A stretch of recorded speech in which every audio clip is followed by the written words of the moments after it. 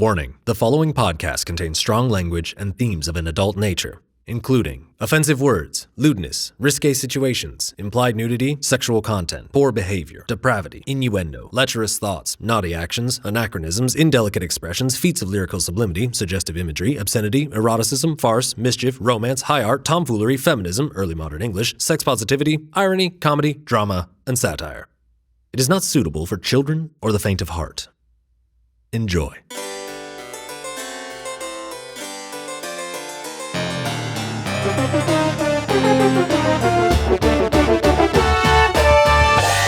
The Banging of the Shrew, high Shakespearean smut for the lowly stage. Presented to you in 5 acts of tongue and cheek. The Banging of the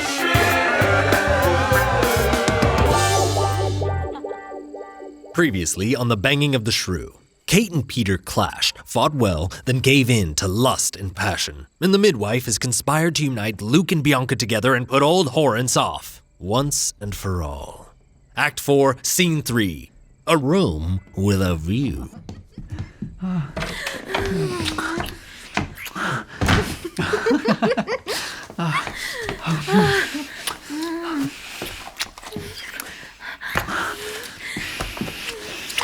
Can I? Yes. Wilt thou? Yes. Are we? Oh, yes. 1,000 times to all that pleases thee. I want thee to take me, make love to me. Faith, I shall give thee all of me, dear love. What happy joy I've won this happy night to consummate what was love at first sight. Pray, dost thou love me? Tell me so again. In faith I do, and so I shall forever. I love thee too. Oh, Bianca. Oh, Luke. I love thee. I love thee. What perfect bliss. Meanwhile, in the room next door. What is this room? A most unseemly place where to disprove Bianca's faith and value, a claim which I find most incredulous. Her youth and unspoiled beauty doubtlessly make her the choicest option for my needs. Good doctor, please explain it to this midwife. Sir, judgment and assumption are at best poor reasons for a reasoned man to doubt the midwife ere he's heard her argument. I recommend you heed her wisdom first. Signore, be assured I'll prove what's told by showing young with young and old as old. Signore, if you will. What's this I see? Those people are in Congress in that bed. My, what a seedy show they are performing. They're blissfully unawares that we can see how they're engrossed there in their nakedness. Here is a one-way looking glass so that while we can see them through it clear as day, the youth in it can only see themselves. Oh my. Is this a service purchased here? He seems most potent in his touching her. Bianca, that boy's caressing my virgin. Quick, we must put a stop to this at once. But stay your will, Signore. It's too late to halt these lovers mating. 'Deed, 'twas much too late, not 20 seconds past their first eyes meeting. Lo, but watch and see what haps. Well, I suppose 'twould be more politic to witness their full sins of lust before I separate their uncouth, unclothed bodies.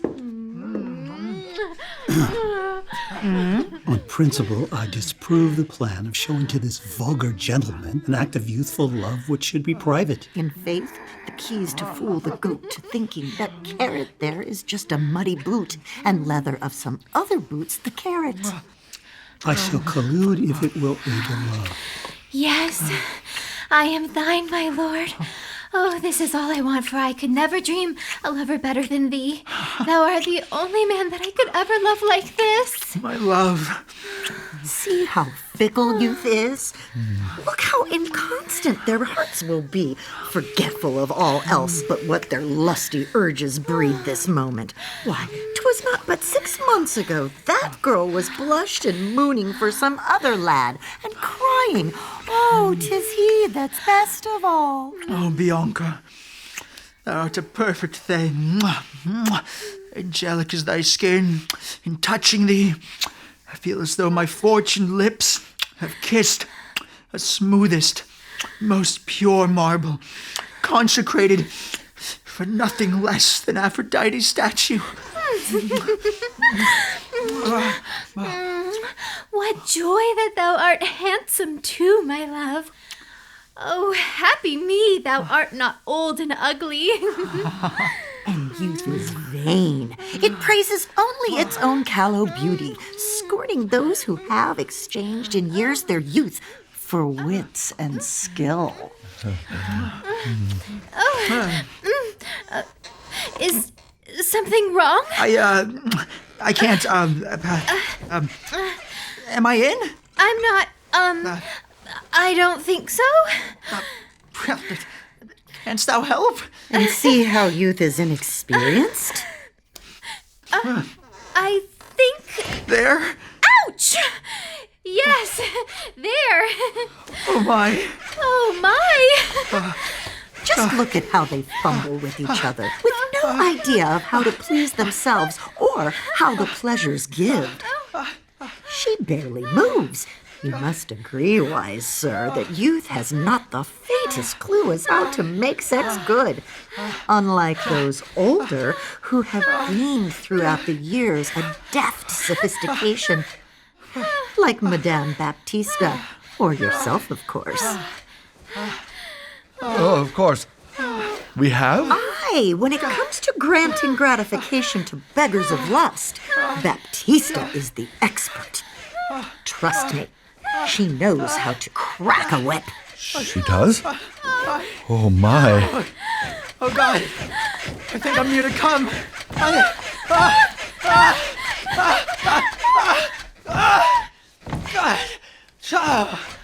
Oh, my.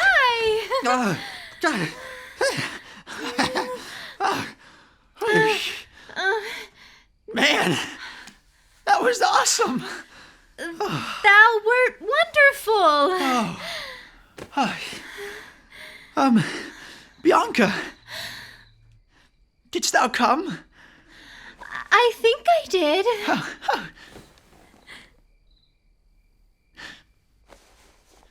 What did it feel like?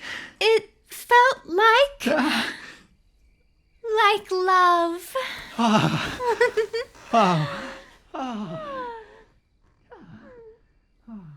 Well, I'm not sure she came at all.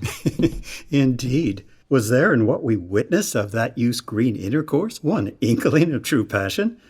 Only the young can garner pleasure from so inexperienced an act. So true. I am coming to doubt Bianca's virtue. Go to, signore. I'm agreed with you. Bianca's far too young and artless for a known distinguished gentleman to court. Easily thought a most unseemly choice. Bianca would more likely be mistook as your fair daughter by your courtly peers. And once revealed, you claim her as your escort. Well, certainly the court would deem you as a fool and mock you for your green desire. Oh, I can't imagine worse humiliation. Worse still, unfaithful would Bianca be. She would? Surely. You've spied her flighty love. 'Tis fixed in time you'll have the cuckold horns for all to see. And even strange diseases. Oh, yes, a certain consequence for cuckolds. And so this young maid will give you no peace, nor trace of pleasure. Why, she's even yet to learn one kinky bit of sex play, which the more mature of age and taste requires. What kinky bits? Think you Bianca knows to dress in leather boots and make a man like you to gladly kiss her heels? No. Right. And can she put a leash around your neck and yank just to the point where you'll confuse pleasure and pain? Can that be done? Oh, yes. But not by she, nor could she titillate merely by stern command or spanking hand. You must agree, signore. Yes, I do. Know you someone who can do these things? Of course. Madame Baptista is renowned above all others for her skills of kink, expert in whips and paddles, gags and cuffs, in binding in both French and German manners, in ankle worship, begging and withholding, sex toys and pegging. Aye, so great her skill, Baptista bears the title Dominatrix, so named lovingly by her willing slaves. Paddles, you say? Aye. This gives me strange feelings. A man of complex needs wants complex partners. As always, I suspected. I'm now sure. Bianca is too young to be my choice. For I, a gentleman and wealthy merchant, do seek what one might call sophistication, the which this maiden's too unskilled to cause. You can't dissuade me now. I am resolved. As fools do say, to wisdom will obey. I suit for madam, not mademoiselle. So, doctor, midwife, adieu and farewell. Let's tell the young lovers the happy news. But should we wait till they are decent first? Too late. They've changed their decency already. Good nurse. Now, no need for bashfulness, my darling birds. 'Tis plain what you've been up to by the downy beatings of your wings. Oh, so in love. Are you able to break your dopey stairs for long enough to hear the glad tidings I've brought? Pray, tell us, midwife. Bless thee, the pantaloon's been put away. The old Horence no longer seeks Bianca. Aye. Oh, happiest of days. Dear uncle, this is the maiden I truly do love. Wilt thou consent that we be married? Most happy dost thou seem, which gives me joy. What sayest thee, Bianca? I say I, my all, my everything to be his bride. But I still owe so much to this good house, Madame Baptista may not give me leave. Then we'll elope and find a minister to marry us as soon as we escape. Dear uncle, midwife, will you aid our cause? To me, dear nephew, thou art like a son, and thou now like my daughter. All what may. Aye, come, sweet children. We shall hatch a plan and seal your fates together, hand in hand. More, you ask? Don't fret. The banging of the shrew will return right after this.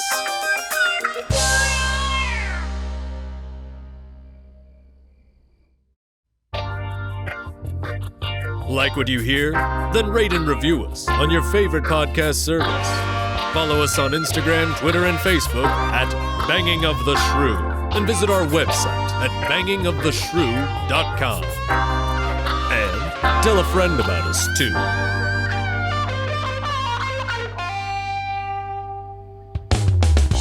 We now return to the Banging of the Shrew, a comedy of sex, love, and foul language in 5 acts.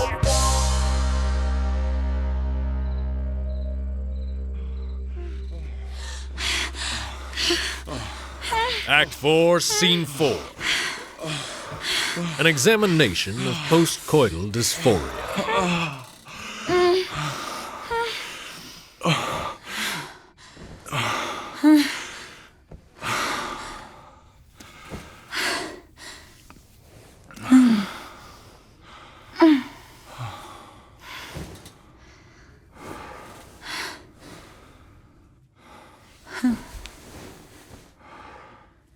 In faith, if poets knew of the titanic clashing between our bards this night, they'd verse grand epics of a test twixt two great warriors, their blows for blows well matched in equal metal. Perhaps. Gods, that was great fucking. Well worth the war preceding it. If this is war we wage, then that was but a battle fought. And he hath triumphed not. What say, sweet Kate? Nothing, save that the evening has grown late.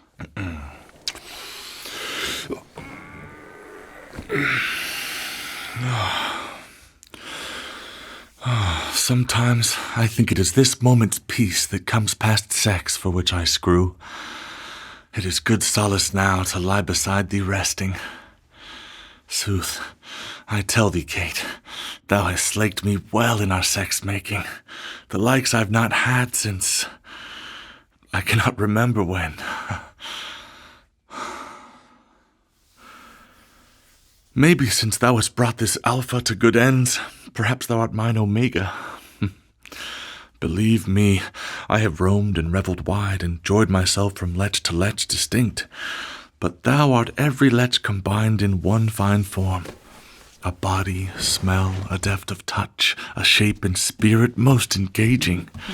Faith, there was a moment I got lost in thee. I'd say we fitted well together, Kate. Why art thou dressing, Kate? No need.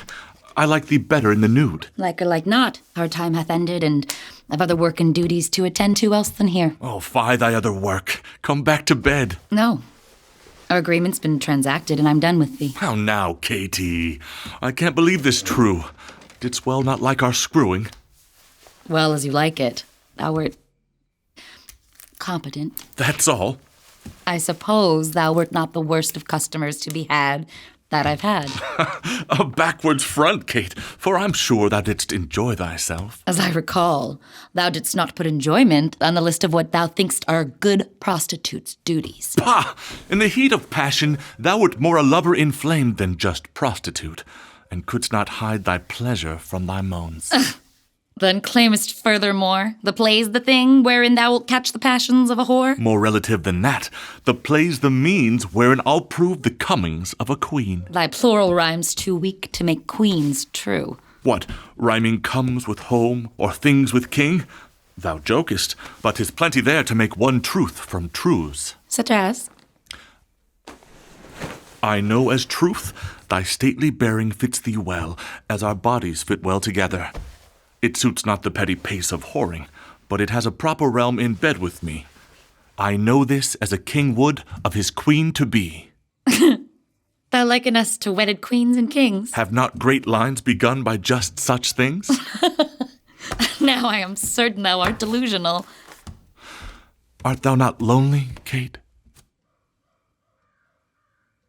No. Shall I beg? Yes. Get thee to thy knees and beg me stay. I shall. Dear lady. Thou wilt call me mistress. Mistress, I do with gracious hopes request, beseech, nay, beg thy present company and lovely graces in my humble bed. Begging is not done at a distance. Come and beg me here. I will. And beggars do not rise. They crawl on their penitent knees. Fine Mistress Kate. As to the fragrant date-palmed shores of the Holy Land, I come toward thee as would a crusader, devout in cause, thus come in service to his love of God. Now, come. Expound on my good grace and virtue.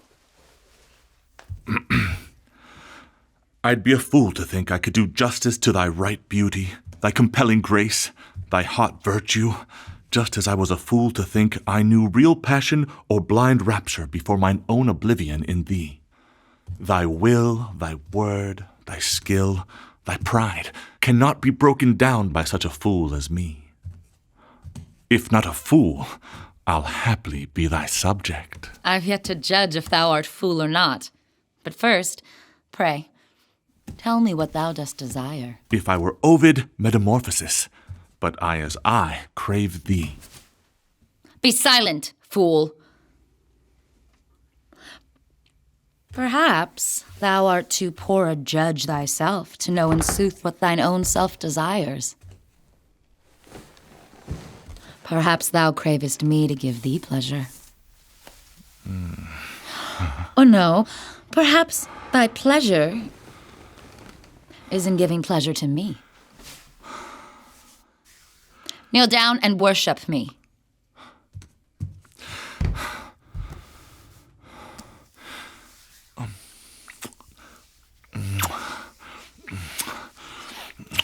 O mistress, how my mouth doth water for this venison. By firm command, thou art the finest cook. I long to taste this flesh. Oh, thou art hot, Kate. Let me dine on thee. That's not thy course. Feast on my toes instead.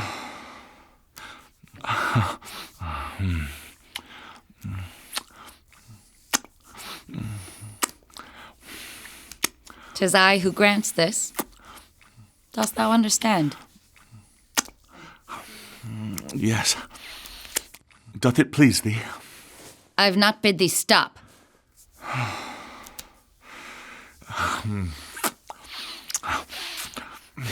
Now, answer me. Is it the truth that I'm the best woman that thou hast ever known? Aye, 'tis so.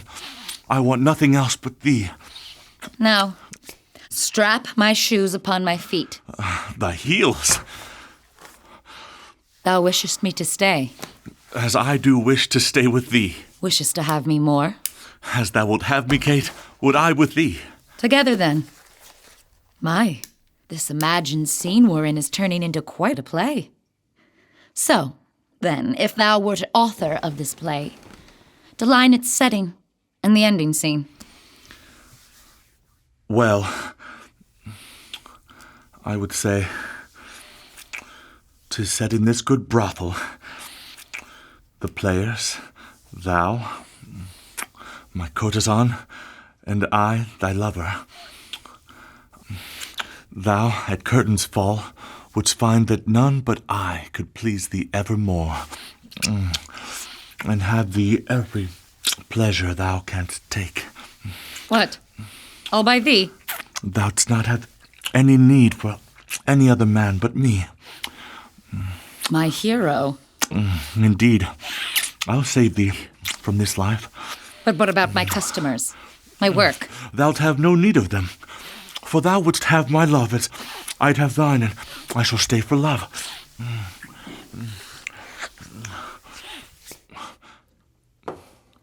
Enough of this.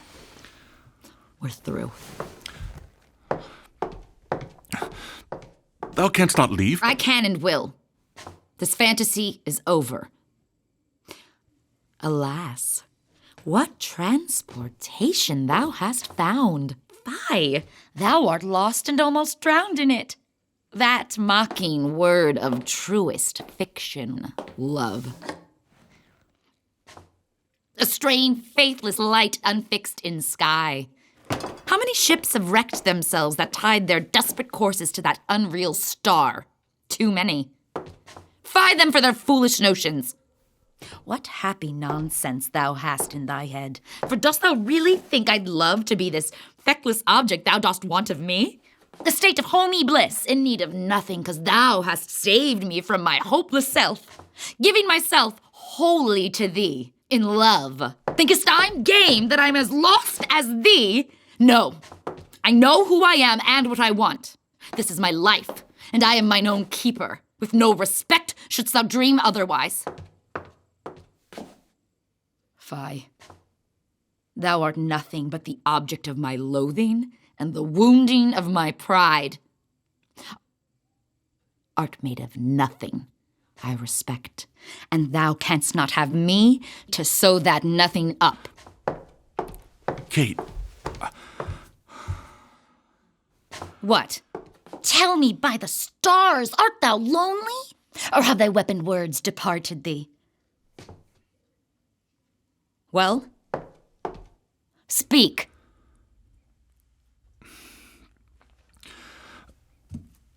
Aye, you're right. I have no more to say.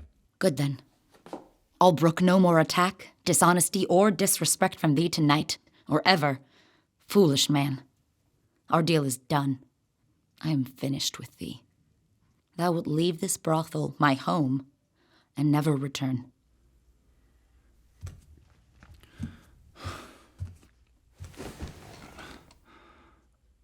I will prepare for my departure. See? I need no riding crop to tame thee, ass. Go to thy desert. I'll to mine.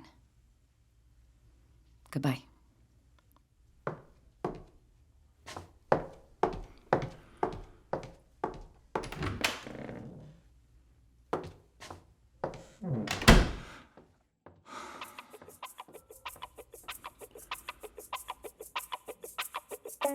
On the next episode of The Banging of the Shrew.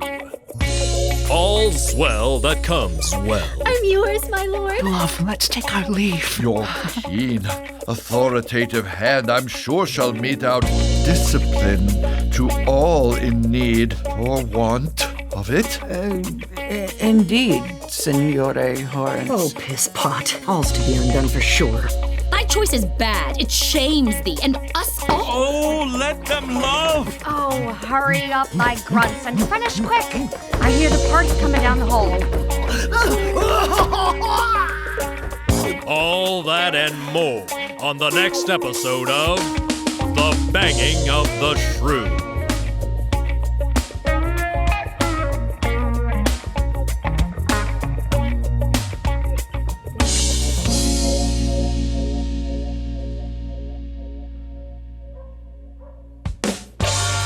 The Banging of the Shrew was written, directed, and produced by Joseph Stephen Leonardo and starred Bridget Garwood as Kate, Isaiah Musik-Ayala as Peter, Briana McKeague as Bianca, Mason Aiken as Luke, Perry Shields as Horence, Melissa Marks as Helen Hecate, Michael GRANDCOLAS as Dr. Laurence, and was narrated by me, Sam Keller. Our sound engineer was EARLS at EMP Studios. Music for The Banging of the Shrew was written, arranged, recorded, and produced by ZACH TABORI. Editing and sound design by Joseph Leonardo, with Foley by JRS Productions. Maggie Gagliardi was our production assistant, and cover art was created by BREENE, and additional artwork and illustrations created by Mia Passarella. Matthew Michatich and Joseph Stephen Leonardo, executive producers. Special thanks to Bridget Garwood, Daniel Kluger, Scott Forbes, Matt Temple, Todd A.O., Jeff Peters, David Jeffries, Scott Haller, Tim Hooten, Sarah Lonka, Leland Jackness, Alex Rapport, Julia Stein, and Oliver Baker. And a very special thanks to Hannah Poston. Like what you hear? Then rate and review us on your favorite podcast service. And tell a friend about us too.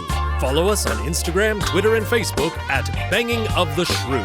And visit our website at bangingoftheshrew.com. Thank you for listening, and join us again for the next episode of The Banging of the Shrew. This has been a Tango Silent Films production.